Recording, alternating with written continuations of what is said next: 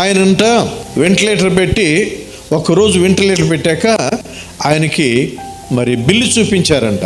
ఆ బిల్లు 10,000 20,000 ఎంతో మొత్తానికి బిల్లు వచ్చింది. ఇంకా ఆయన ఏడవటం మొదలు పెట్టాడంట. ఫోన్లు ఎండిపోయిన, అంత డబ్బు లేదని భయపడుతున్నారేమో, ఒకసారి కట్టక్కర్లేదు, తర్వాత స్లోగా కడుతురు కట్టలని డాక్టర్లు సలహా ఇస్తుంటే, అది కాదు సార్, ఈ బిల్లు నేను ఇప్పుడే కట్టగలను. మరి ఎందుకు ఏడుతున్నారు సార్ అంటే, ఒక్క రోజుకే ఈ ఆక్సిజన్ ఇచ్చినందుకు ఎంత బిల్లు ఇస్తే నా 80 సంవత్సరాల్లో నేను ఎంత ఆక్సిజన్ తీసుకున్నాను, ఎంత ఖర్చు అయ్యి ఉంటుంది, దేవుడు ఎంత దయగలవాడు. హల్లెలూయా. ఒకరోజు హాస్పిటల్కి బిల్లు ఎంత వస్తుంది? వేలు వచ్చేస్తుంది.